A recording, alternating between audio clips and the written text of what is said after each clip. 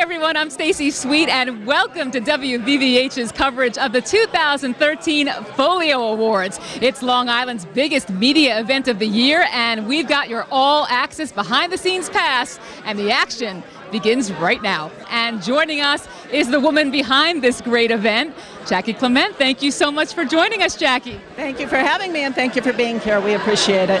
This is the biggest media event on Long Island. It is. Every year we try to make it a little bit bigger, because what we do is, when we talk about media on Long Island, we're not just talking about Long Island-based media. We're talking about media that covers Long Island. So that goes far beyond our borders throughout the New York metro area. This is such important work that you're doing. Well, it's unlike any organization in the country. And basically it boils down to two things, and it's really represented at this event today. We work to keep the local media engaged in the community so that they tell stories that are important to the community and protect our quality of life. And the other part of what we do is we work to educate people to understand news and become part of the process and become part of the public conversation so that everyone can work together to really move the community forward. And this event, which is really a red carpet event, is the celebration of all of those things coming together. Right, because what happens here today is, even though the media are being presented with awards, the judges are community leaders. So they're actually being judged by the community for stories that had real impact on the community, and that makes it very special. And what a great feeling to be judged by the people. Exactly, exactly. It's something that no one else does, and it's also a very visible way for us to give real feedback to the news media on the types of stories we really want and need for our local media to pay attention to. To get all of these luminaries in a room, the work must start tomorrow. You know, for next year. It's actually ongoing, and honestly, because we do attract the best talent, they enjoy being together. I get calls and emails throughout the year, and even before we leave the event today, people will come up to me and say, can I be part of it again next year? And that's a sign that we're doing something right, you know? I love looking around this room. Can you give us a little bit of a tour of who's inside? Oh God, what we have here, we have hundreds of business and community leaders, everyone from AT&T, North Shore LIJ, the accounting firm Weiser Mazar. These are some of the biggest companies on Long Island. To the media themselves, all news channels are represented here, channels 2, 4, 5, 7, 11. WLIW just came out with new programming, so we're so thrilled to be able to welcome that back into the fold. CBS 2 took over TV 55. We're so glad they're here. So a lot of what we do is encourage a variety of voices within the market, as we want people to have news that comes from a variety of places so they get a variety of news. So what you have here is the best of the best in print, radio, television, online, and anything else that they dream up technology-wise coming up. So, and it's changing all the time. Yes, it's changing all the time, and that's the good news and the bad news. The good news is it's easier than ever to get news. The bad news is you don't know what's coming your way or where it's coming from, and you really need to be educated today more than ever on the news product itself as well as how to play a role. We've got an amazing keynote today. Yes, Ellis Hennigan, well, he's widely admired on Long Island itself, so people were very excited when they found out Ellis would be with us. But he has a national profile. I mean, he's the embodiment of media today. He's on television, he's on radio, he blogs, he writes books. He's also, this is actually breaking news right here, it's the first time we've ever hosted a keynote who's a cartoon character on the Cartoon Network, so we don't want to, underplay that part of it. It's a Folio first, ladies and gentlemen. Yes, it is, so it's just amazing. And here comes David Ushry, one of our favorite anchor people. Come on over, say hello. How are you? Good to see you. I'm good. Thanks for coming. David, where's my kiss? Oh, hi. And we're just meeting for the first time. I haven't seen Jackie in a long time. How are you? How are you, David? Good to see you. It's great to see you. Yeah, it's really glad to be out here. Oh, And Janice Hoff is here. Hi, Janice. Hello, how are you? Can I get a hug? Yes, absolutely. How are you doing? I'm good. How are you? I'm good. Thanks for coming. What a cast! What a cast! A little bit of a cast. what makes it special? You know, the people come out to see them, and it's a chance for them to meet the public, and the public to really, you know, find out they're real people. They're three-dimensional people. They're not just, you know, on TV. What I think is cool is that even those of us that are in the media and we see you all the time in the screen, to see you in person, I think everyone gets a little bit starstruck. I am! And this is my first time here. I've never presented, I've never actually attended the award, so I'm excited. Okay, so don't believe anything David has told you, right there. I prepped her fully. Yeah, no, it's good. Give us some Folio advice. No, it's good for us too because we get to see, you know, especially our Long Island viewers and connect with them. And it's been good. I haven't been here a few years, and I'm seeing some familiar faces. So I was excited. And I was excited for Janice to have her first. Yeah. I told him this is my first time. Be gentle. Yeah. We'll try. Well, so what's it like? Your first time in the Folios? Well, it's exciting. Like I said, I'm excited to be here. I'm ready to get out there and see and meet everybody. This is a lively crowd, there's no doubt. So, and the weather's good today.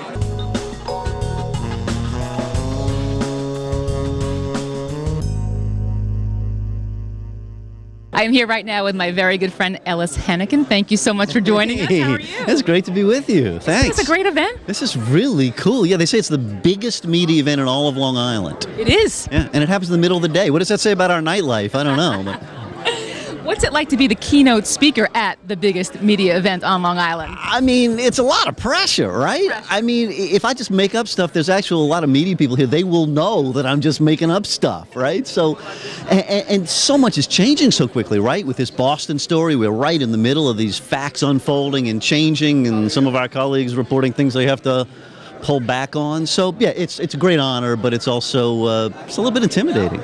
I know you're a guy that speaks very often, so this is nothing new for you. So I need a little bit of a preview. If we can get a little sneak peek at the speech today. Gosh, you know, here's what we're going to do.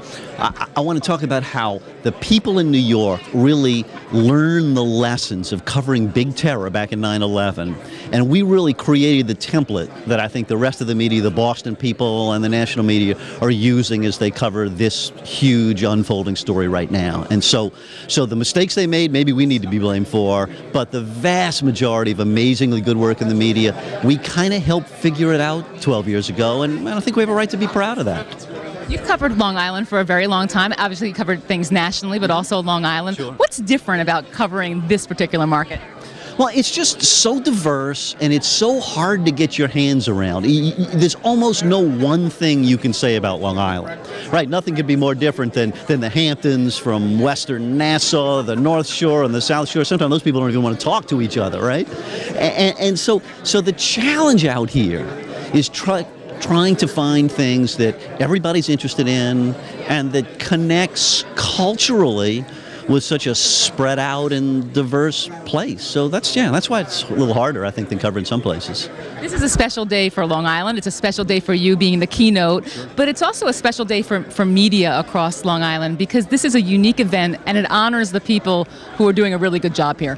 Well, you do remember when you gather them all in one room that there's a lot of good work being done, and some of it in surprising places, right? I mean, you know, the big TV stations and big papers do good stuff, but today there is so much diversity inside that media. Little websites and tiny magazines and somebody sitting in a basement in a bathrobe producing amazing stuff.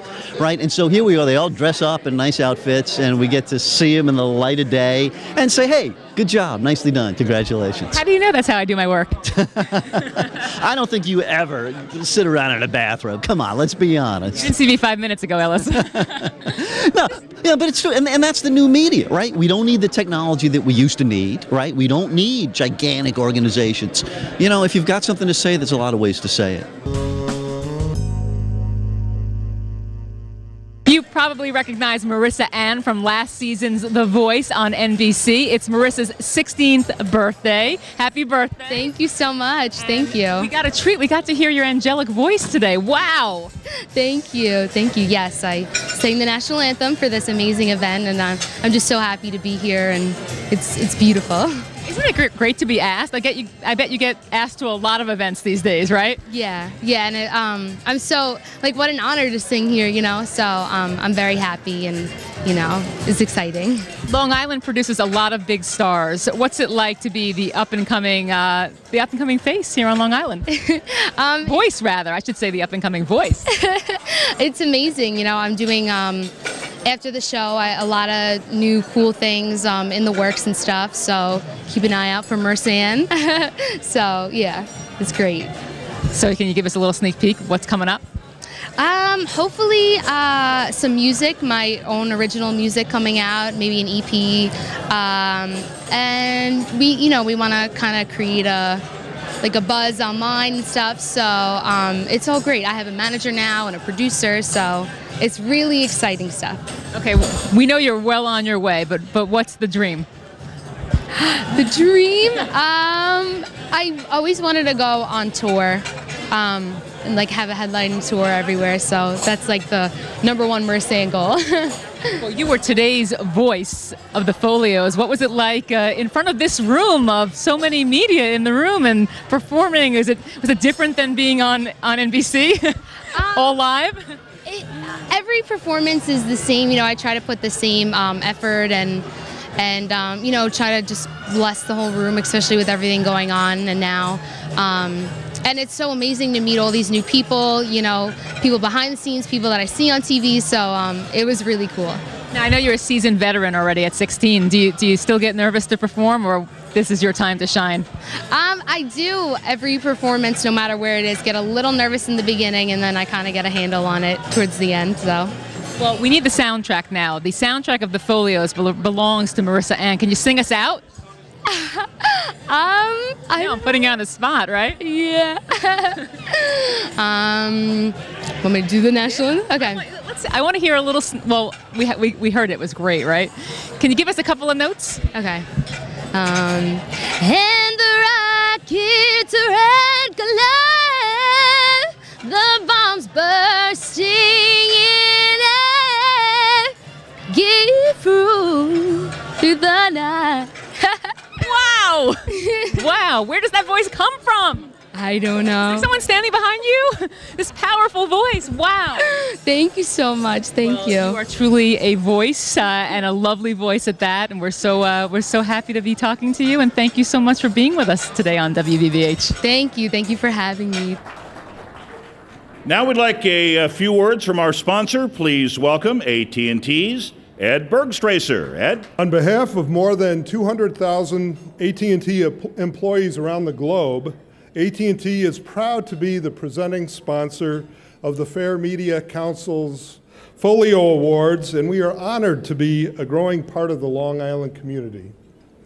We see this as a perfect fit. AT&T is the largest innovation-led telecommunications company in the world. And we know that when it comes to innovation, few places have as rich a history as Long Island does. The work of FMC to improve media and communications in order to promote social change and progress reflects our own goals and goes straight to the heart of our mission. We applaud the award winners and are delighted to be in the company of the best in news and social media. We look forward to seeing you at Fair Media Council events throughout the year as we work together to recreate Long Island. Thank you.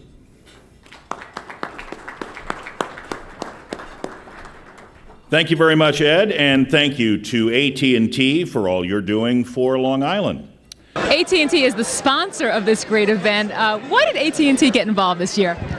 Well, we value what FMC does, and it's a critical component of sort of the Long Island mix of media, innovative media methods. I myself am a judge and have been a judge for the awards program, and it was just exciting to see the different kinds of entries, and looking forward to seeing actually who won today.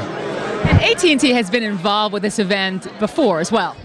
We have been. We have a relationship with the Fair Media Council. We believe in what it does, and we just like the Fair Media Council, are interested in seeing that Long Islanders get their just due in terms of media coverage. And sort of along the same lines, AT&T is building its network on Long Island with new cell sites, new retail stores, and looking forward to growing together.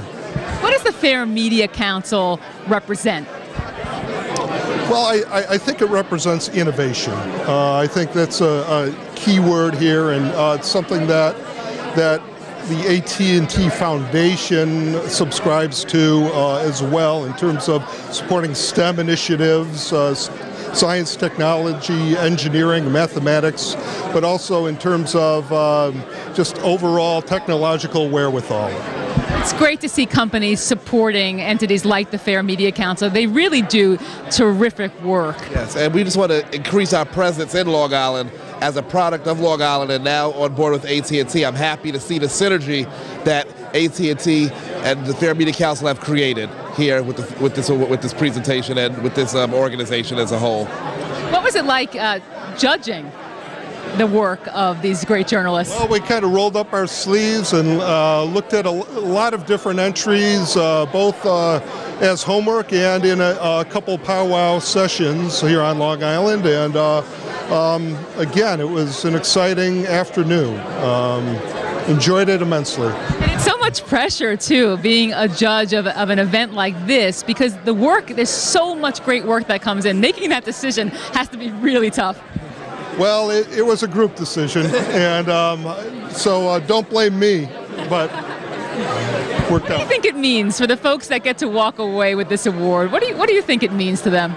Well, you know, this is the biggest media event on Long Island from year to year, so I would imagine it would be a great honor and something that media outlets can talk about for a number of years. And as a company, it must feel good to stand with such a great organization. Oh, definitely it does. Again, you know, we want to make sure we create synergies and positive relationships with organizations that care about innovation, and we care about we're on along the same lines. Please welcome the Executive Director of the Fair Media Council, Jackie Clement. If you haven't been with us before, you should know that this event is unlike any event in the country. It's a highly visible way to give feedback to our local media on how they're doing their jobs. The judges for these awards are not media, but community leaders. They understand the impact of the stories they're judging, and it's the impact which is a major criteria for winning an award today. So I do want to say congratulations to today's winners for your work to tell the types of stories we need to keep Long Island as a great place to live and work. And thank you to our judges. You donated literally hundreds of hours of volunteer judging. We gave you, in appreciation, a name tag that says judge. Please keep it. It's all you get. But the stories you'll see here today will actually walk you through the past year of Long Island. And it's kind of fun to see that happen because you'll see stories you may have forgotten about, things you didn't know that happened. But of course, you will be seeing a lot of how Hurricane Sandy changed Long Island. I do want to say that something very important happens during the judging process, and it's simply this. The judges learn how to critique the news stories that they're watching, listening, and reading. And in the process, they learn how to become their own media watchdogs. And this program actually sums up the work of what the Fair Media Council does. First and foremost, we want to keep the local media engaged in the community so that they're telling stories you need to know about people, places, and organizations that you care about. The second part of what we do is we work to help businesses and nonprofit organizations understand news and learn how to become part of the public conversation. Because the more we educate people about news, the more critical they become of the news they're digesting on a daily basis, and the smarter they become about news. And the more they understand it, the easier it is for them to become part of the news process and work with the people who are here today to see you and talk to you and meet with you. So I hope you do take advantage of that opportunity, because all of this basically comes down to is trying to get you as the news consumer and the media that's here to work together so that we can move the community forward together. So those are the things that the Fair Media Council is about. That's the work that we do all year long. And if you're not currently a member, we hope you will join us and get media savvy. And now what I want to do is go straight into introducing our keynoter today, Alice Hennigan, who's been kind enough to be here, despite everything happening in the world today. And in case you haven't noticed, Alice Hennigan works a lot, okay? You see him on Fox News Channel as a political analyst. You read his column in Newsday. You may have read one or all of his New York Times bestsellers. You may even read his blog on hennigan.com. You can thank me for that plug later, Alice. You may hear him hosting a nationally syndicated radio show. He makes a living opining on current events. And while you may not agree with his opinion, we can all agree that between television, radio, books, online, newspapers, there's simply no escaping the man, okay? He's surrounding us. He is the embodiment of what it means to work in the news media today. You have to be multi-platform. And he has a stack of awards to prove that he's actually pretty good at what he does, so we appreciate that.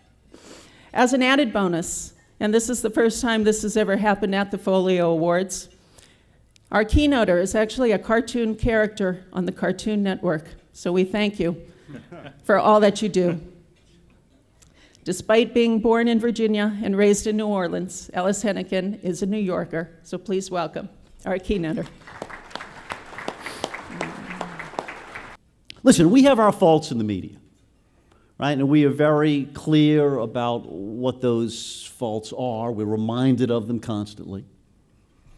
It's great, however, to be part of a media event with an organization that is actually trying to improve the media, is actually giving us constructive suggestions, that is actually teaching people outside the media to be more savvy about dealing with us in an effective and a constructive way. Truly, before we go any further, a big hand for the Fair Media Council. That really is an amazing thing to be doing today. Now I mentioned faults, and it is true. We have a couple. It's sometimes said that we're overly focused on ratings. And I want to be clear that Nielsen will not be making any seat-by-seat judgments at the table on the other side of the dais over there where the anchors are. That's a very sensitive topic. We've been accused from time to time of being overly focused on conflict. And I don't think that's true. And if you disagree with me, we can address it outside. We are sometimes accused of being overly ego-focused, only thinking of ourselves. And in our defense on that topic, I will only say that there is no I in team, but there's definitely a me in media.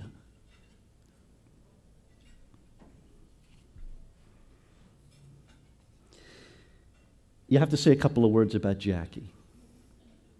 I mean, it is amazing, Jackie, what you pull off here. I mean, gathering all these people, selling tickets in a tough economy, creating this mood, bringing so many people from so many distances away together. What people may not know about Jackie is that beyond being the boss of the Fair Media Council, beyond being our real host today, Jackie is also a champion ballroom dancer and is studying for her certification as an official trainer in gym athletics.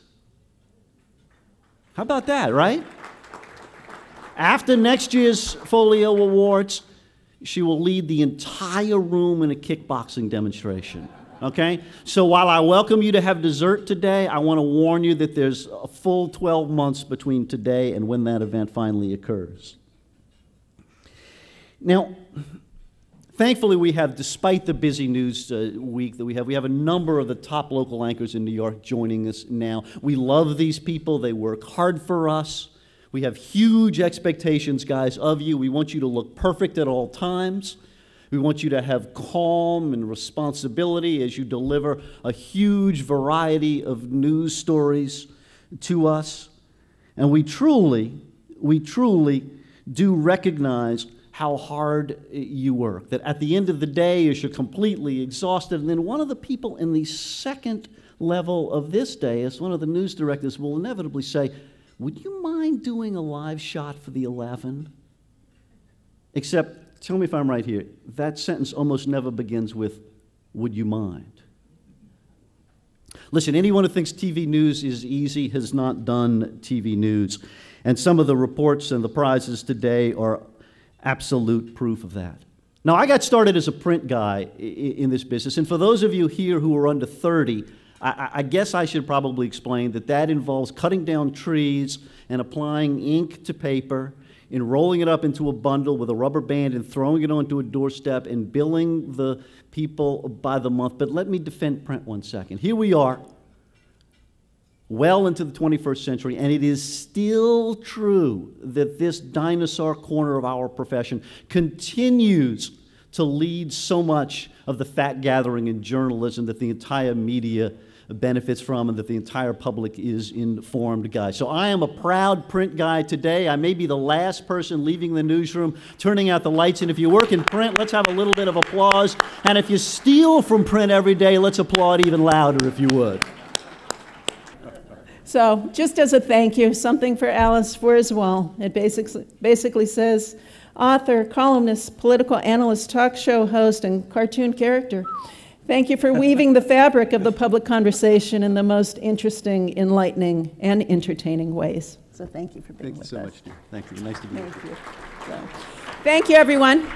I am here with two of the best voices in the business, and so you're going to have to lead us in then. I have to hear the voices. We are News Radio. You're Steve Scott. And he's Wayne Cabot. I love that. These are the faces of the voices. This is unbelievable. Thanks for joining us. Yeah, we're on the radio for a good reason. Now, it's great to be here. We're really excited to be here. You're the one on television. That's right. Do they actually let you out of the radio? I mean, to see you in person is really fun. Not too often. No, they keep us chained in there usually to our desks. It's good to be out. I love listening to you guys. You are my voice. I love it, and I'm so excited to meet you. And today you're hosting the event, so this is an exciting day. Yeah, I mean, I guess it tells you about the caliber of this event. We were the best they could do, but we're thrilled to be here. We'll take advantage of it. I'm happy to see you. Yeah, no, it's good to be here. We were here last year as presenters for awards, and it's a great event. Jackie does a fantastic job, and to salute the people on Long Island who put all this together is really an honor. You know what I love about your voices? They're always so calm. Do you ever get nervous to host an event like this? This is a big deal. To do something like this, yes, because this is a little outside our comfort zone. But it'll be a lot of fun. I mean, they have a script for us. We're good at reading. But it's a lot of fun, and we get to see people who listen to the radio station and a lot of our other reporter friends and things like that. So it's a great chance to get away and do something a little different. I feel like this is obviously the biggest media event on Long Island, and so obviously it should have a red carpet. So I need to know, on this red carpet we're standing on, which it is red by the way, what are you wearing? A suit with some red pinstripes. My wife bought it somewhere. I thought you were going with the boxers and briefs question, so I'm glad you didn't. But boxers. I think the shoes are from Zappos. Let's see the shoes. Can we pan down and see the shoes? These guys are really dressed today. They look great. See, he shined his. My shoe shine guy retired. You see, you never know when someone's going to ask to see the whole picture. It's a good thing you guys got the shoes shine. You look great. You sound great. What you're about to see on the screen in a little bit is a recap of some of the really big stories of 2012, stories that are now proving to redefine Long Island. This is an island that is best known as the birthplace of suburbia, the white sand beaches and wineries, but news of the day clearly illustrated Long Island's future at a crossroads as political tensions flared, the islanders packed their bags, and prescription drug abuse hit a new high. All of that, though, really faded away in comparison to what nature was about to dump on us. October 29th, Sandy, Hurricane Sandy, Superstorm Sandy, roared ashore, causing, we know, the billions of dollars in damage, the 1 million people who had no power, the 2,000 homes that you couldn't live in anymore, 13 people killed. Sandy redefined Long Island's geography, and both the size and the impact of the storm caused media to liken it to the Long Island Express, the 1938 hurricane that was, by all accounts, the perfect storm. Of all the signals of the sea, none turns the faces of hardy sailors more grim than the flags that spell hurricane warning. One morning late in September 1938, the dread signals swung aloft along the Florida coast. Up from the West Indies, cradle of hurricanes, moved the Terror, a pit of low atmospheric pressure into which the air rushed from all directions to form a whirling, shrieking vortex of high wind and heavy rain. Hurricane! The Coast Guard watched it warily as it moved northward, paralleling the coast. That night it was off the Carolinas. Next morning it was off Maryland and Delaware, apparently swinging harmlessly out into the Atlantic. But a high-pressure area at sea deflected the hurricane back toward land. September 21st in mid-afternoon, this tropical terror struck, swept over outer Long Island, swept into thickly settled, highly developed New England, struck with winds roaring 100, 150, almost 200 miles an hour. Tidal waves 30 to 40 feet high struck a section unprepared.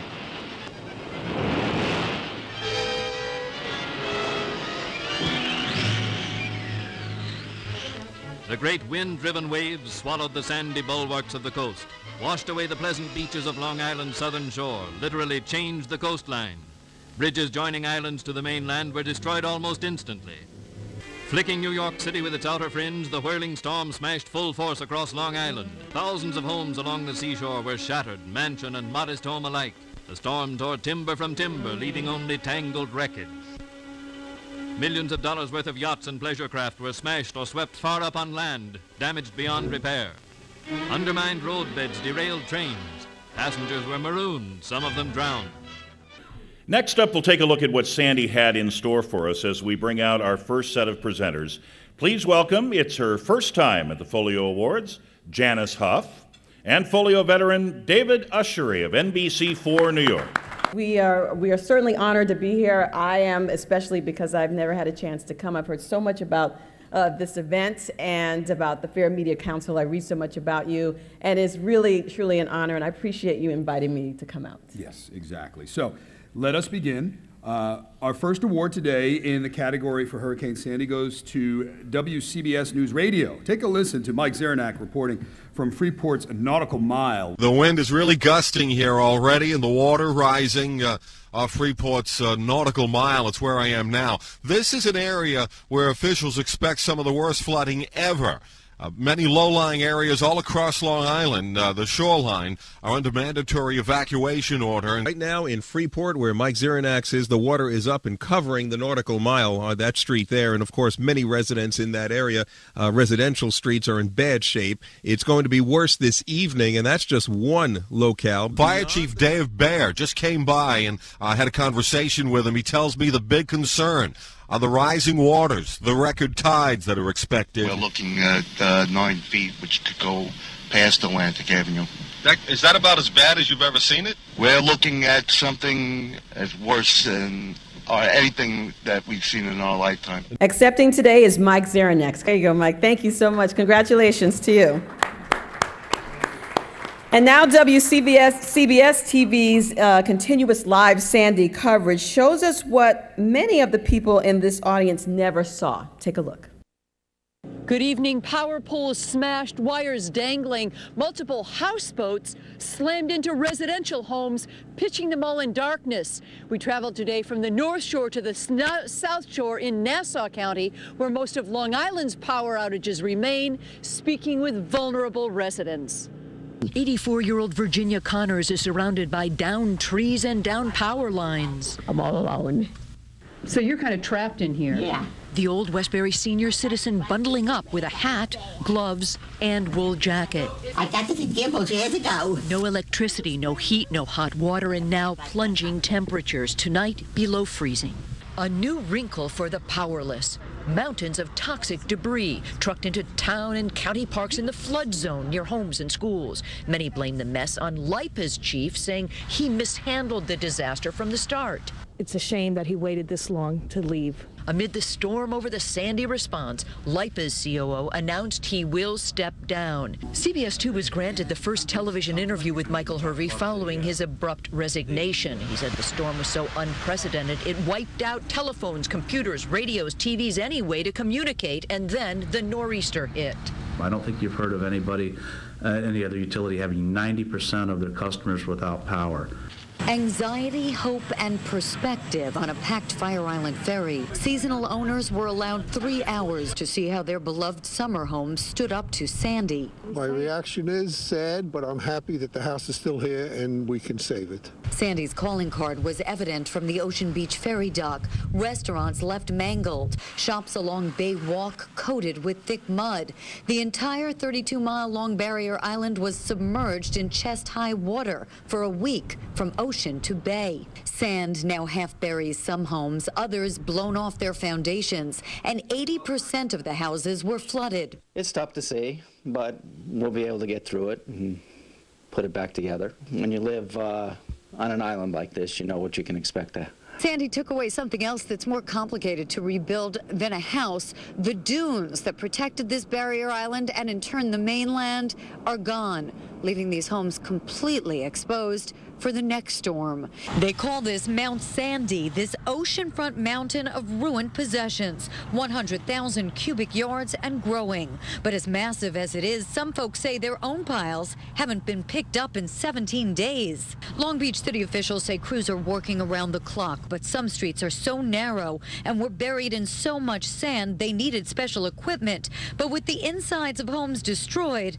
it's hard to cope with this on the outside. Memories still too vivid, but we congratulate our colleagues at WCBS. Accepting today is Jen McLogan and a former co-anchor from a past life, Carolyn Gussoff.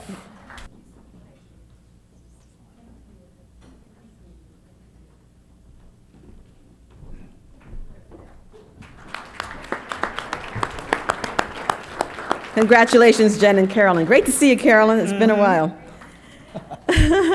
Now FiOS 1 tells the tale of a St. James family on LIPA's critical care list who find themselves powerless when all they're looking to do is keep their children alive.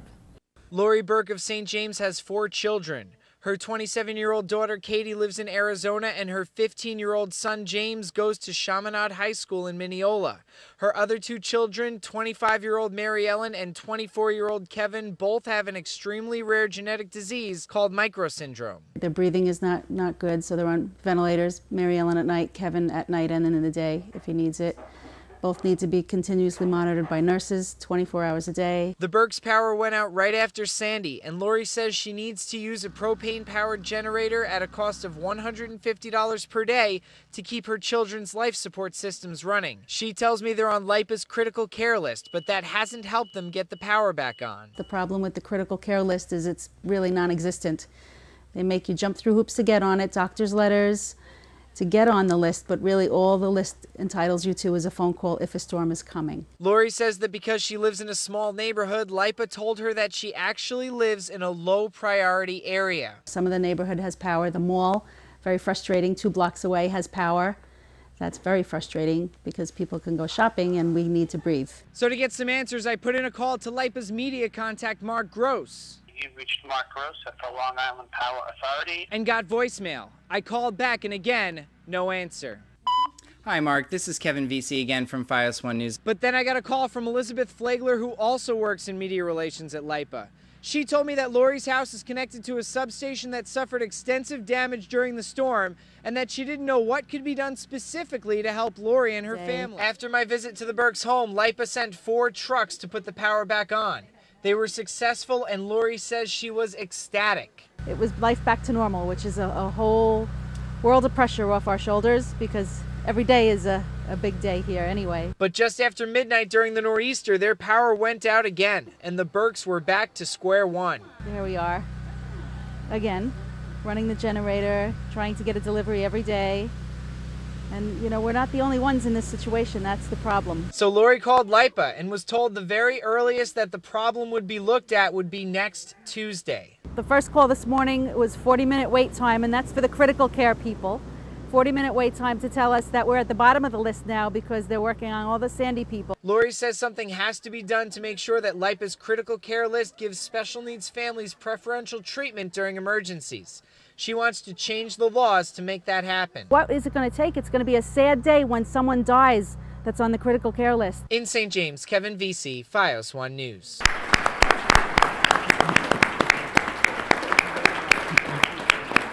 Great job, Kevin, great.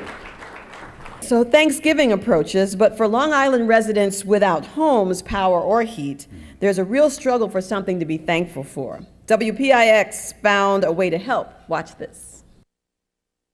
Really difficult to imagine, right? We're just a couple of days away from Thanksgiving and a lot of people don't have a home to come to. And that is really the reality that a lot of people face here on Long Beach, on Long Island. You can see there's a lot of cleanup efforts that are going. There's still a curfew that's in effect, 6 a.m. to 9 p.m. And let me tell you, this is a year-round community. 35,000 people live on this island. They call it home. And when Sandy came in, well, it devastated this area. Sandy eroded this barrier island shoreline. A flood of seawater gushed into the streets, leaving behind a town in shambles. There has been no running water, no electricity, no sewer system. Stores were abandoned, owners trying to pick up the pieces to this day, not to mention the thousands of cars that were destroyed by Sandy, leaving homeowners stranded. One of the hardest hit areas on Long Beach was the boardwalk. It buckled under the rising tide. For this community of 35,000 year-long residents, life to this day still remains a constant struggle. Where we are standing right now, it actually was underwater when the storm hit. You had an 8-foot storm surge that came into the area. Now you have people cleaning out their homes. That's the exact thing they're doing here for the last couple of weeks, trying to regain some kind of normalcy. But lots of people have lots of questions. So hopefully to answer some of those, we have the County Executive, Steve Malone. Thank you for being here this morning. Great to be here with you.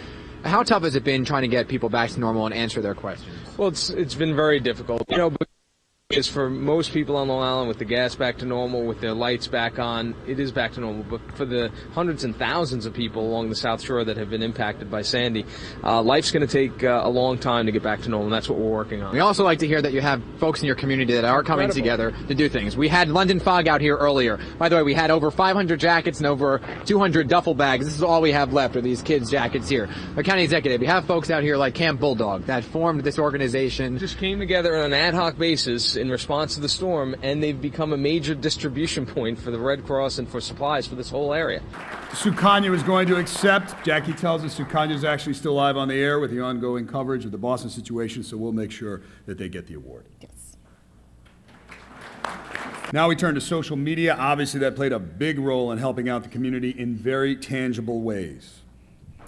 First up, New York Sea Grant put together a social media campaign about Hurricane Sandy, often correcting inaccuracies in media coverage and her environmental impact. Accepting is Paul Facazio, web content manager and creator of the campaign.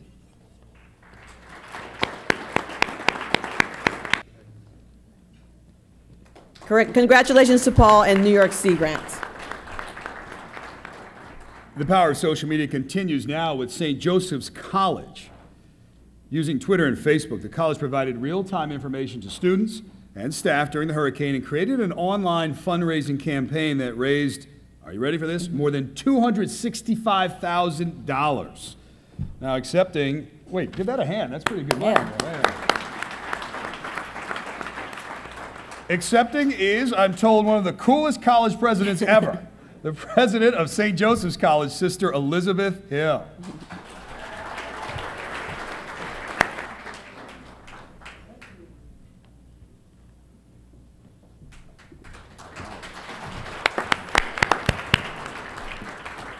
Last but not least, the power may be out, but folks got to eat. They do. You got to eat. You have to sustain that. So that's why Long Island Restaurant Week extended its run and used social media to let people know where to go for dinner specials, something especially needed for the many people without power and no way to provide a hot meal on the table. More than 186,000 meals were served, and participating restaurants raked in more than $7 million. Yeah. Yeah. $7 million. That's great. Accepting on behalf of Long Island Restaurant Week is Lindsay Myers of Word Hampton Public Relations. Congratulations. That's it for us, right? I think that's it for us. Thank you so much again. Thank you very much. We are on our way back to the rock. Back. But, congratulations to all our colleagues. Thank you. Next stop is Fox 5 with the ever popular Jill Nicolini. There she is. And Steve Lacey. There he is. High tech has found a home on Long Island. Check this out from a Huntington tech startup that has made it much more easy to catch a train. When the train's coming, LIRR commuters know there's nothing worse than being stuck in line or at the mercy of the ticket machine. Ryan Thompson says his company Cuckoo.com has the solution. When the Barclays PGA Golf Tournament comes to Bethpage State Park next month, the LIRR will launch a pilot program to allow commuters traveling to and from Farmingdale to download their tickets to their smartphone to be scanned or printed. When you're moving a lot of people to one station for an event like the PGA or the Barclays, you can imagine those ticket vending machine lines are going to be huge. So instead, we're putting a ticket vending machine in everyone's pocket. It's the latest success for Cuckoo, started by Thompson and his two partners 3 years ago in downtown Huntington. They've landed contracts with New Jersey Transit, PATH, Metro North. All right. Richard Rose will be accepting that award for the Cuckoo story. Come on up. Thank you very much. Congratulations. Richard Rose. All right, since talking about tweeting is one of my favorite things to do, this next award is only fitting. We are talking about a social media award winner up next. And FiOS 1 wins the Shutterbug Award devoted to the best blog or website chronicling local news. All right, and unfortunately, the news director, Gerard Andrews, cannot be with us today. So on behalf of the station, would Richard French please come up to accept? Congratulations. I am joined by Richard French, who is the president of news at FiOS 1. Thank you so much for being with us. Thank you for having me. What a great day and what a great event. It is. The folks here at the Fair Media Council really do a great job, and they really highlight a lot of the great coverage that goes on in Long Island. What does it mean, as a person involved with the station, to get a Folio, to walk away with that prestigious award? What's that like? Well, I think it's great that Long Island, which is such a diverse community and such a huge population, if you just set it aside by itself with Nassau and Suffolk, that it gets its own recognition. And I think JC and the folks here really speak to that, and because they, as you know, everything from the spot news to the stories about the human interest stories, they really focus on here, both short form and long form programming and everything else in between. So I think it's great, and I can tell you from people in the news industry all around the metropolitan area, the folios are up there in terms of recognition. It's a good feeling when you walk away with a folio. Sure, absolutely. This is a really important organization to Long Islanders and to Long Island and New York media in general. Tell me about the role of this organization. Well, what they've done is, unlike, for example, the Emmys or just recently, this past week, in fact, and that's really for the whole broader area. And I know that in focusing on Long Island, it really helped people focus on Long Island issues, and that's what we try and do at FiOS 1, is that we focus on the issues, as we said, critical to the Nassau and Suffolk residents. So I think really what it means and what the organization has done is they've created a recognition for that the island is by itself a huge news source and a very diverse and a very critical community. A new report released this week highlights the broad support the DREAM Act enjoys, based not on the ethics or morality of it, but on its capacity to kickstart our economy. Now, the report shows that if the DREAM Act were passed, about $330 billion and about 1.5 million jobs would be added to the nation's economy over 2 decades. It would add, the report says, more than $5 billion in state and federal household income tax revenue. All right, now some good news from WCBS. A little girl afflicted with cerebral palsy finally walks thanks to a new treatment usually associated with cosmetic procedures. Check this out. A year ago, Dina was in a wheelchair. At 7 years old, Dina has been taking her first unassisted steps. Born prematurely with brain bleeding, she has cerebral palsy. She never walked on her own, even after a double hip replacement. Okay, I'm going to let go again, okay? We don't really have to take the wheelchair anywhere anymore. Twice a year at New York Presbyterian Morgan Stanley Children's Hospital, Dina gets injections of phenol and Botox. Most people associate Botox with cosmetic procedures, but the same medication that freezes muscles to get rid of wrinkles is also helping children with cerebral palsy to walk.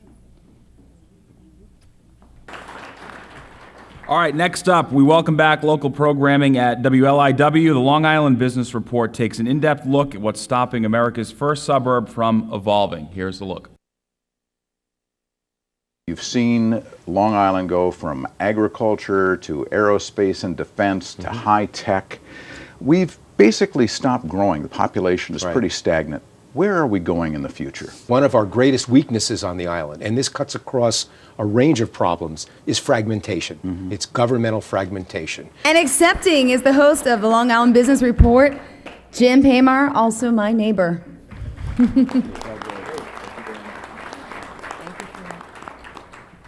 All right, in the category of consumer issue news, RNN takes a serious look at multi-billion-dollar industry that now tracks your every single move. So is it smart business, or is it considered invasion of In today's privacy? fast-paced, super-connected, technological age, everything you do leaves an easy-to-follow trail of digital footprints that reveal who you are, what you buy, where you go, and so much more.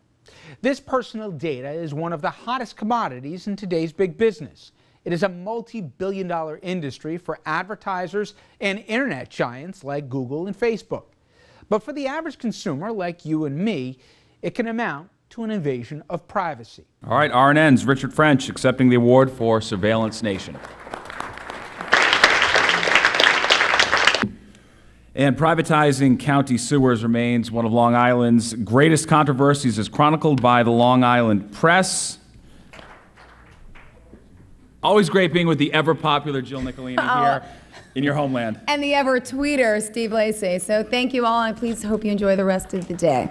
Amy Freeze, I understand this is your first time attending the Folio Awards. My very first time. I'm really excited. They asked me to help present, and I'm looking forward to it. WABC has been a part of this event for a long time, and our very own Sarah Wallace is going to be accepting one of the awards today.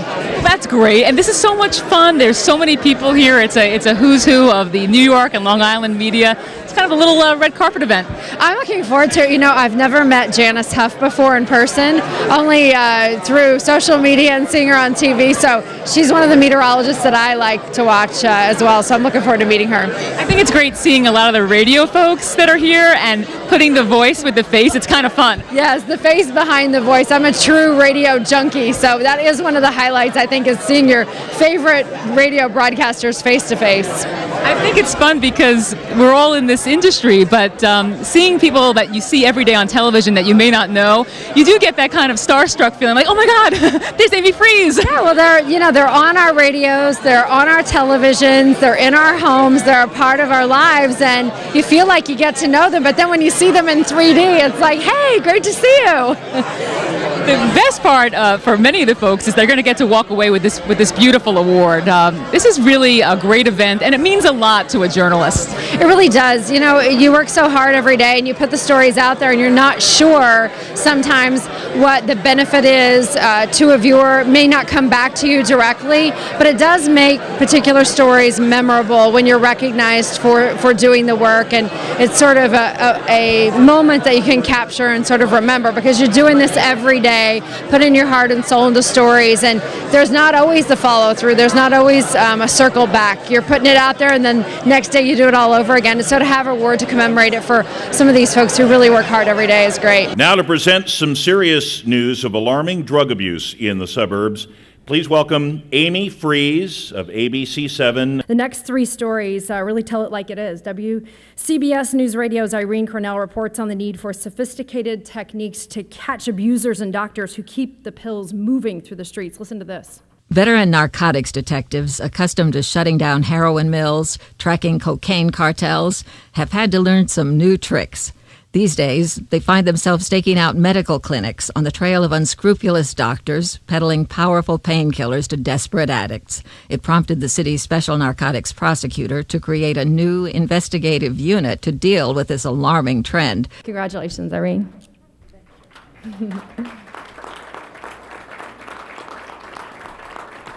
We are joined by Craig Allen and Irene Cornell. Great to see you guys. Nice to see you, Stacey. What a great event. What does this event mean to the Long Island press? Well, basically, I cover Long Island occasionally, but I did a series last year called Bad Medicine When Painkillers Kill that included Long Island after the Medford Pharmacy Massacre and all of those incidents that really pointed up the violence connected with the prescription drug problem. So that was my Long Island connection. It is so nice to see you in person. I enjoy your voice so much, and it's great. What I love about this event is there's so many people in our industry who you get to see and see their face for the first time. It is quite amazing, isn't it? Especially when you see radio people, because you never have a clue, right? You never have a clue. Everyone looks great, though. You guys look terrific. Craig, the guys with the faces for now your face, I know your face. I've seen your face many times, and just what a great event, Craig. This is just terrific for Long Island. I mean, we had a very tough year last year on Long Island. Obviously, Sandy became the big story, and it's nice to see that a whole category was opened up for Sandy this year for the reporters. And just in general, the Long Island listenership and viewership is just immense, and you know, WCBS is so happy to be a part of it and to try to do the best that we can in reporting it. I just love this event every year. I really do. What's really great about this kind of award is that it's judged by the people. Yep. Exactly. The people that are out there, that are watching us, that are listening to us, that are listening to Irene or Wayne and Steve, who every afternoon when we're there.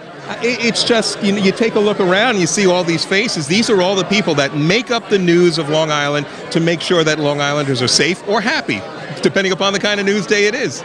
Now, I don't know if it's just your presence, Craig, but when I was driving here, it was dense fog, and now the sun's come out. Yes, I know.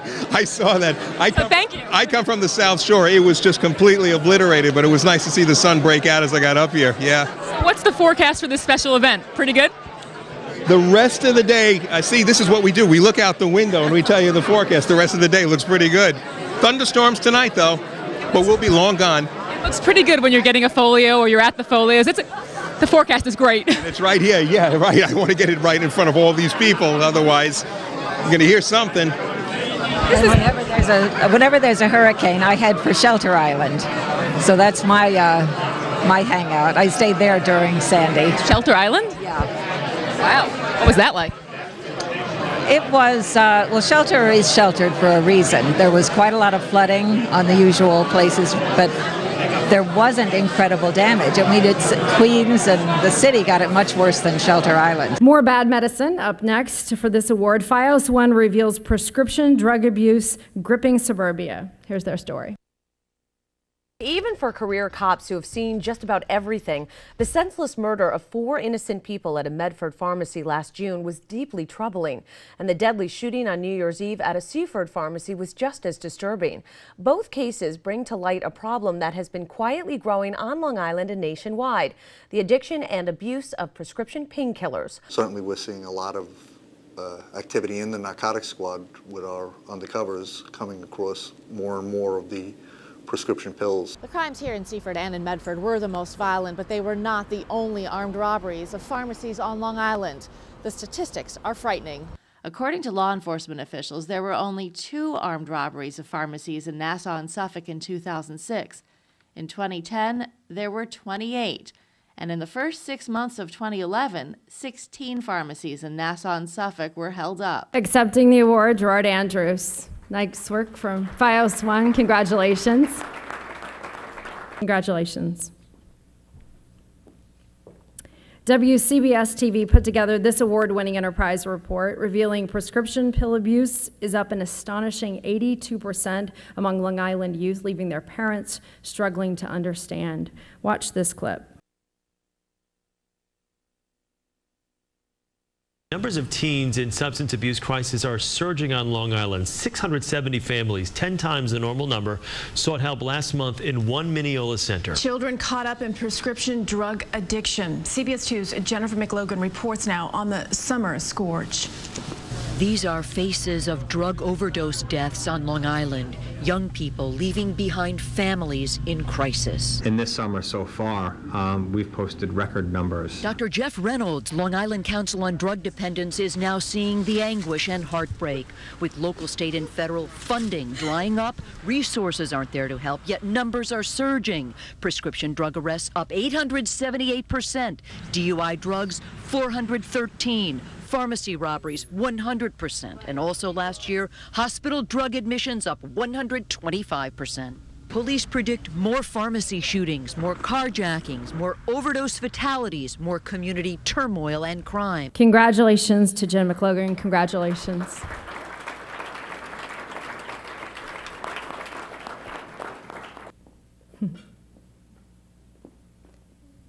Imagine what it would take to move the contents of Teddy Roosevelt's home in Oyster Bay, then take everything out and have to put it back in again. Greg Singal got all over this one. Take a look. Moving can be stressful enough. But when the house is a national landmark filled with the priceless belongings of an American icon, the stress reaches a whole new level. Before anything is moved, it is cataloged, Candlestick 610. Photographed and then stored in protective surroundings, like Roosevelt's 10,000 book library. The renovation work will last about 2 years. The roof, bathrooms, electric system, and windows will all be updated. And then every single piece will have to be moved back right where it was before. Greg Sergel.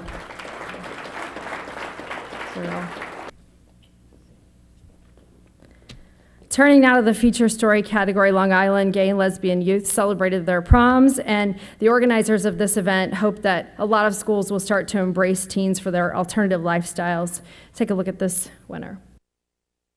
Tonight is Long Island Gay and Lesbian Youth, or Legallys, 12th annual gay prom on Long Island. We started the first one actually in the entire country in suburbia 12 years ago, and it's a night that brings together young gay kids and their friends for this rite of passage that most teenagers get to experience at their own school, but unfortunately still today for many gay youth, they don't get to experience that because of the bullying. So hopefully we get to a point where every single school across Long Island and across New York State is a place where people can just be themselves.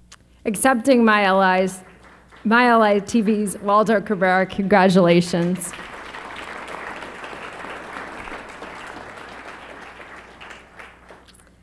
Recent years have shown us much in the way of foreclosed and even abandoned homes, but WCBS-TV uncovered a new twist on this story when they found a nonprofit organization that renovates neighborhood eyesores and sells them at an incredible price. 2,204 square feet of living space. It's a renovated 7-room home on a quiet street in a good school district, and it'll likely sell this weekend at a bargain price. The kitchen is completely renovated. So what's the catch? The sale of 86 2nd Avenue in East Rockaway is part of a new concept in auctions. It's being put on the auction block by a not-for-profit agency that's turning foreclosed eyesores into affordable homes. Congratulations to Carolyn Gussoff, one of Long Island's favorite reporters. It's been fun to see you in person here today. We watched your stories, so congratulations again. Congratulations to all the winners from us at Channel 7. WABC is proud to be a part of today's event. Thank you for having me here. It's been fun. Thanks. Let's bring out now WCBS News Radio's sister station, which would be WCBS-TV. She is a newcomer to the Folio stage, but very familiar face to Long Island. Mary Calvi. Hey, Mary. WCBS-TV is so proud to be here each and every year. Our general manager, Peter Dunn, always making the commitment to be here with you to represent our station and tell you how committed we are to Long Island. And of course, my colleagues, the award winners today, Jennifer McLogan and Carolyn Gussoff. So glad to be with you. Thank you so much for having us. And let's begin with the heavy stuff. Here's a startling report on what unfortunately appears to be a new epidemic. driving drunk with a baby on board. FiOS 1 has a shocking report. Let's take a look.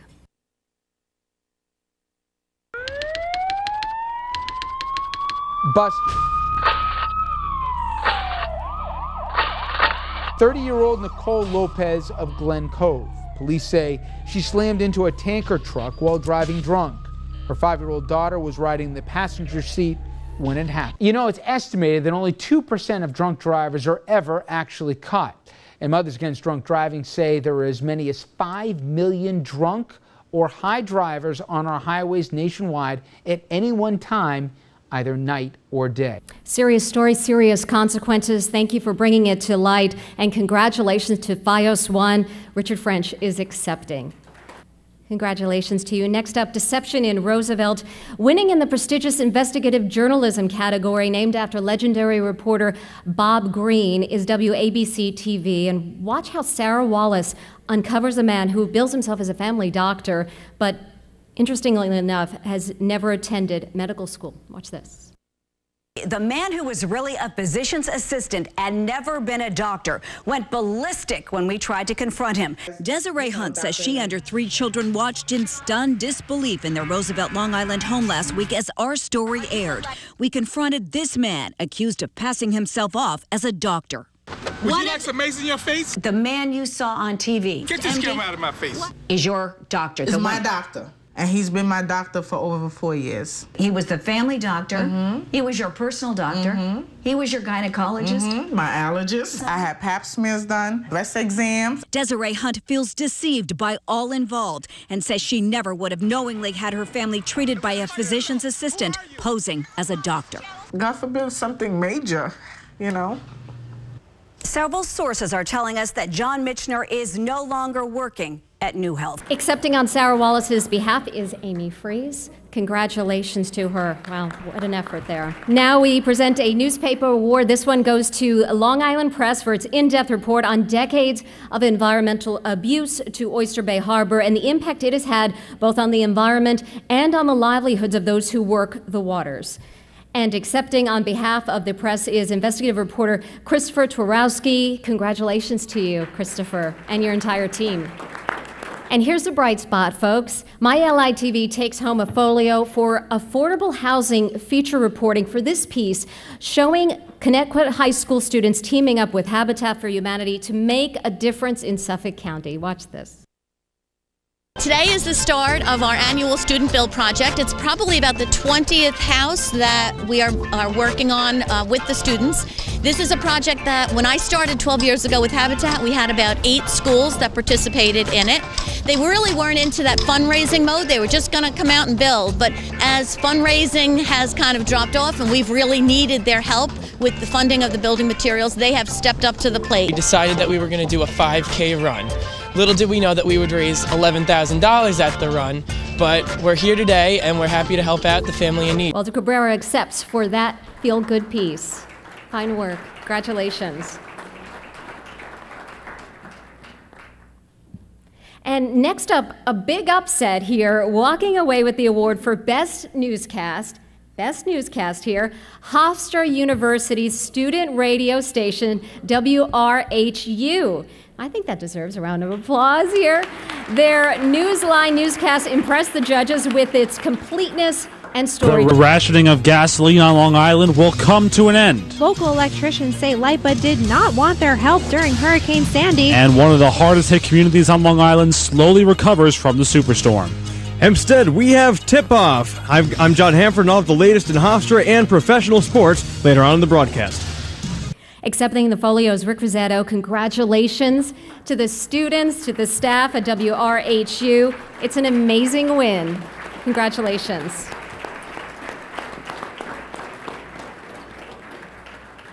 And changing gears here, we're now presenting a social media award. And if you didn't know, media as well as businesses and nonprofit organizations can enter social media campaigns that provide needed news and information to the community into the Folio Awards competition. And I bet you didn't know that the New York Racing Association ranks as one of the best in social media. And congratulations to New York Racing, which takes home the Twitterata Award for the best use of Twitter. Congratulations to you. The winning New York Racing runs an ongoing Twitter campaign that provides everything from race results to trivia, an effective mix that's resulted in an 80% spike in Facebook likes. So that's information for all of us to use. Accepting is Rodnell Workman. Congratulations to you.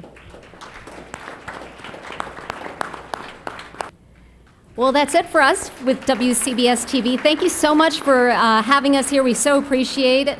It's been fun to spend the afternoon with you. Of course, happy to be here to continue to support the Fair Media Council. Hope you can continue to do such fine work. Thank you, Jackie. Appreciate it. Ed Mangano, thank you so much for being with us. Great to join with you. This is such an amazing event. How would you describe the Folio Awards? Well, this is a great event that really brings media together, and it raises the importance of covering Long Island events on the state and national media and on the city media. So it really raises awareness, and we get to recognize those in the media that really went the extra mile to do some really fabulous reporting. And it shows the professionalism and emphasizes the important topics here on Long Island. Just looking at the award recipients, you will actually track the milestones, the challenges we've overcome, the good nature of our residents, and certainly I'm thrilled to be part of it. An organization like this is so important, the Fair Media Council. Describe it for me. The Fair Media Council makes certain that they communicate with all the media that covers the tri-state area to make certain that Long Island is covered in it. And that's very important, and probably the most important part would have been during Hurricane Sandy, where we were putting out important alerts, important instructions to our citizens, many of which may have lost cell service. And the media was there, and the fact that the Fair Media Council, day in and day out, advocates for media time on the national networks is very important, and the relationships that they build actually help us in government get out important public service announcements. It's so important, too, for local business owners and residents. This is an opportunity. Many of their events are an opportunity to really meet the media and learn more about it, engage with the media. Certainly, building relationships is a big part of the Fair Media Council. All those that are in attendance that support the Fair Media Council have an opportunity to network with many of the anchors and media executives here. They get an understanding of how they can help one another, move our economy along, get important messages out, and cover events that reflect the milestones that we achieve here on Long Island. And Long Island is such an important television news market. Absolutely. You know, our residents here certainly enjoy a great quality of life, and it's important that they have an outlet to understand what's going on, how to participate, how to help neighbors, and how to improve our community. And really, the Fair Media Council is doing a great job in that regard. And for those folks that get to walk away with that prestigious Fair Media Council award in their hand, what a feeling. What a feeling. You see a lot of smiles on their faces. And, you know, it's a great to receive an award from your colleagues. When you distinguish yourself from your colleagues in the same profession, I think that's a great personal achievement, a career achievement, and that's what the Fair Media Council provides today. It encourages that fair broadcasting and recognizes those that really did a great job covering all sides of the issues, many times spending many hours, and in many cases putting themselves at personal risk to cover these stories, and they should be recognized, and we're just thrilled that the Fair Media Council pauses to recognize their professionalism and their great work. Today they recognize and they say thank you. And thank you very much, Ed Mangano. Thanks for joining us. Thank you for having me. Thank you. Joining us now is the host of WLIW's Long Island Business Report, Jim Paymar, and the Nassau County Executive, Ed Mangano. Please welcome Jim and Ed. Thanks so much, Steve and Wayne, for having us, and it's a pleasure that WLIW is back on the air doing local programming, and great to have you back. The county executive is going to be one of our guests in the fall. I'm looking forward to it. I feel I should defer to you, but no, I'm first scripted here. First. So follow the script. Okay, we begin with the winner in the Spot News category as WCBS News Radio reports on the horrific July 4th accident in Oyster Bay when a boat carrying 27 people capsized, killing 3 children, stunning the Long Island community and people around the nation. Take a listen. 3 people are dead after a boat carrying 27 capsized off of Lloyd Harbor here on Long Island last night. The search for the 3 took place throughout the overnight hours. All 3 were eventually and sadly pulled from the water. Now, police are not saying how old the victims were. Some reports say they could have been children. The 27 people were on a 34-foot boat that left Oyster Bay. The group went to see fireworks. I'm told some people had life jackets on, others did not. Weather, police said, possibly a factor to why the boat capsized. Overcrowding on that vessel is also being investigated. Accepting is News Radio's Sophia Hall. Congratulations, Sophia. We'll figure it out later. No, that's it. After the tragedy, safety at sea became a hot topic, as this past summer we also saw a variety of drunken boating accidents. In response, Walk Radio featured boating safety for an island assignment report. Listen to this. Many of us have been talking about safety on the water a lot lately. That, of course, is because of recent tragedies in the news, including the deadly capsizing of a yacht near Oyster Bay and several drunken boating incidents. Our guest today is joining us by phone to talk about boating safety, and his message is clear. He says that boaters have a responsibility to themselves, their passengers, and others on the water to take precautions, be ready for any emergency, and act responsibly. And accepting the Folio is Walk Radio's Donna Vaughn.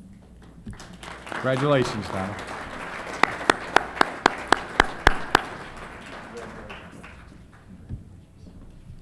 Now, what if I said you could collect some rainwater and save some cash at the very same time? They do it in other parts of the world, and now the trend has hit the town of Hempstead just in time, right when the environment needs it most and when all homeowners want to lower their water bills. Take a quick listen to this.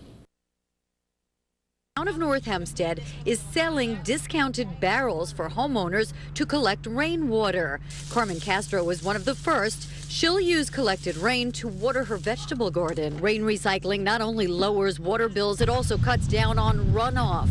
That's rainwater from roofs and streets that run into waterways carrying pollution. It can close beaches and poison fish. And we spend millions of dollars cleaning up our bays every year, and this will really help. What can 1 barrel of water do? Well, if every single resident of North Hempstead had a rain barrel, Long Island waterways would be spared 500 million gallons of stormwater runoff per season. Congratulations, WCBS and Carolyn Gussoff. Gonna need a new wall in your office. Last year, Suffolk County battled a deadly fire with the Manorville blaze. But WSHU's Charles Lane tells a tale of how underprepared the state was in handling the fire. Here's a clip. Long Island's pine barrens are essentially a huge pile of kindling waiting to go off, a 150,000-acre potential bonfire. The dry vegetation combined with the dry needles and leaves on the ground can make almost any place flammable. Marilyn Jordan is a biologist with the Nature Conservancy, a national environmental group with an active presence on the island. She says what makes Long Island's pine barrens especially dangerous is its proximity to people. Some 60,000 people live in and around the pine barrens. WSHU's Charles Lane accepts the award.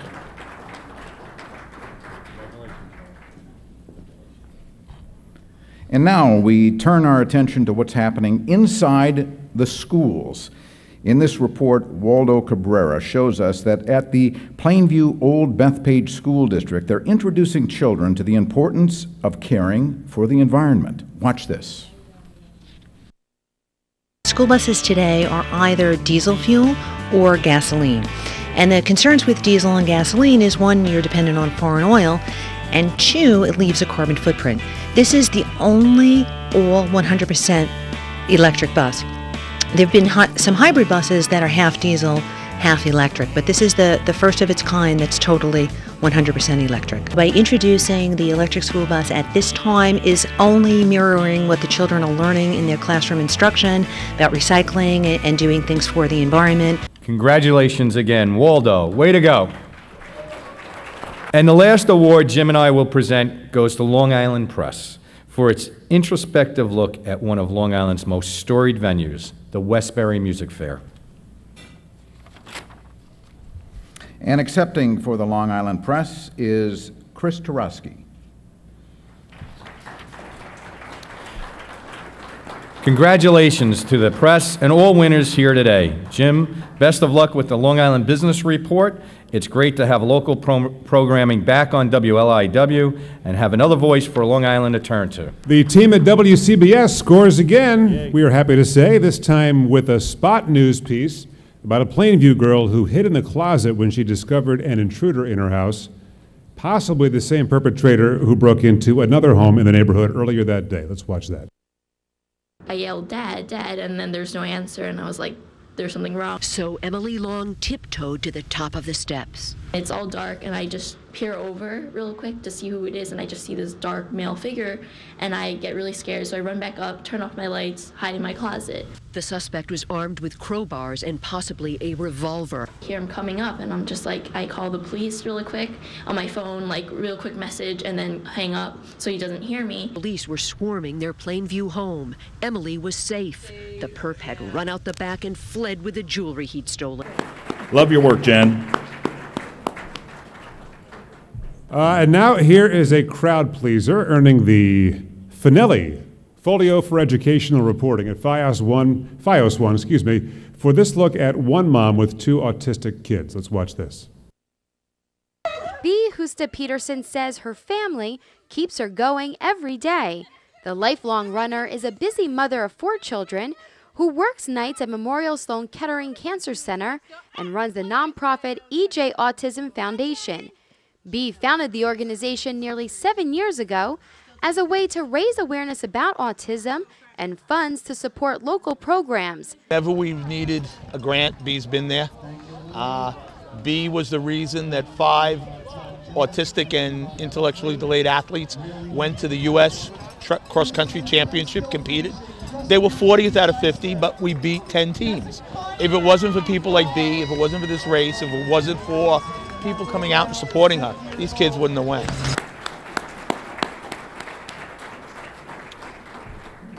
And FiOS 1 scores another Folio win for this feature on the work of 100 black men, and in particular how their success at mentoring disadvantaged youth makes a real difference in the community. Take a look. They call themselves 100 Black Men of Long Island. It is best known for its success in mentoring, which means taking time with young people, doing one-on-one talks, having fun, answering questions about life, and encouraging participation in math and science competitions to help their academic growth. I met Saul back in 2002. He was a young man at the time, maybe about 6 or 7, and over the years, we've developed a very strong bond and relationship. He's been there for me for a long time, and I essentially look at him as my father. Accepting this award, this time for FiOS 1, is Mike Stevens. Congratulations, Mike. And now a social media winner walking away with the Media Savvy Business Award. That's Long Island Restaurant News for its interesting web content cross-promoted on social media outlets that resulted in a 265% increase in website traffic. Well, we'd like that. Way to rock the results. And accepting today is Lindsay Myers. Congratulations, Lindsay. One more. Take a look at this inspiring story of how one disabled man lived a life people said was not possible. Told only as Greg Sergel can tell the story. Watch this. Alex Alazraki is marking 60 years in the same job, something he never could have dreamed after being born without fully formed arms and legs. Alazraki's life changed after he met Dr. Henry Viscardi, a legendary advocate for the disabled. Viscardi hired Alazraki to work for a company made up largely of disabled men and women. Starting in a West Hempstead garage, they subcontracted work for big companies like Grumman. Along the way, Alex and his co-workers helped change public perceptions about what the disabled could accomplish. I don't think there's such a thing as obstacles. I always believe there's something you can do. And Alazraki proved that to everyone from Eleanor Roosevelt to then Vice President Richard Nixon. He worked as a technician, drove a car for 50 years, supported 3 kids, and enjoyed the kind of life that doubters thought was impossible. Accepting again from WABC, Greg Sergel. Congratulations, Greg, again. Well, I know we got to move this program along, and while this is last, it certainly is not least. Long Island's one and only John Kamenicki, and we're going to bring back Jill Nicolini. Kamenicki, Nicolini, to help him out. Welcome, John and Jill. We will kick it off An important look at sticker shock in Nassau County. Take a look. It's bad news in the mail for thousands of Nassau County homeowners. School tax bills for many are drastically higher, double digits higher. I opened the bill, and I'm shocked to see that my school tax bill went up 16.5%.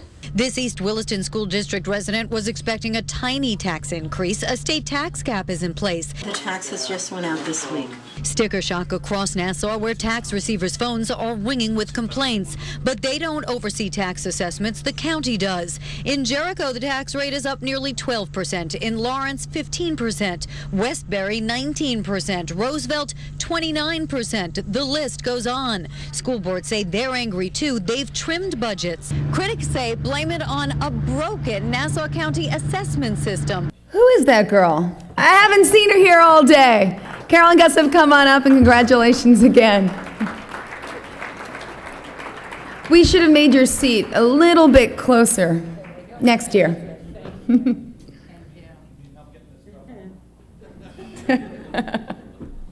going to offer a ride? No, I just Might as well. strong back, that's all. All right. All right, now it's time. We're going to take a quick look at a very cute story of children learning Stephen Covey's 7 Habits. Check this out. I'm going to take you to the 3rd grade bulletin board, which has all our habits on them. We have a little saying by Shaquille O'Neal: excellence is not a singular act, but a habit. You are what you repeatedly do. It pretty much means that what you do good once is you can do it again. I found an award. The social media winner, thank you. The Community Service Award goes to the Holtzville Ecology Center, which used the Facebook page to stop the town of Brookhaven from closing it down, and it worked. All right, and the Long Island Press has also earned a social media award in the category called Video Star. It's for the best use of YouTube. Congratulations then. Another social media winner is the E-Philanthropist category. That's Katie's Courage, wins for its online fundraising effort dedicated to the memory of a 12-year-old girl who died of a rare cancer. The online effort helped raise $30,000 for research and counseling. Again, no video on that, but what a great effort. Yes, and accepting for Katie's Courage is Lindsay Meyer. This will be the final winner of the day, but when you see this, you'll all agree that it's worth it. A good-hearted 7-year-old from Wisconsin takes a liking to wearing ties, even in his jammies. He then embarks on a special journey to help a Stony Brook boy's dream come true. Watch this heartwarming tale. I wanted to help sick kids because I liked helping people. For James Finaro, it all began with this tie. This is the first tie that I ever wore. The 7-year-old wore this tie to school for picture day last year. He enjoyed wearing a tie so much that he decided he wanted to wear one every day. James then thought maybe he could set a Guinness World Record. I decided to ask Guinness if I can make it a record, but they said no, so I turned it into a fundraiser. James, who lives in Wisconsin, says he wanted to make a sick kid's wish come true, so he approached the Make-A-Wish Foundation of Suffolk County this past March. My cousin and preschool friend both got their wishes granted, and I wanted to help another sick child. He had it all planned, what he wanted, his goals. He said at the first, I want to raise $1,000. And I said, good for you. And he got his flyers printed, put them in the mailboxes, and little by little, people started to get to know him. How many ties do you have? In all, I have 147 ties. James wore a tie for 300 days straight as part of the fundraiser. As more people heard about James's efforts, donations began pouring in from across the country. James raised more than $9,000 and was able to make a young boy's wish come true. The money James raised went to 7-year-old Javier Romero of Stony Brook, who suffers from Duchenne muscular dystrophy. And James says he was excited to receive this postcard from Javier while he was on the trip. Last night I went to a luau. I wanted to thank you for my trip, Javier. Congratulations.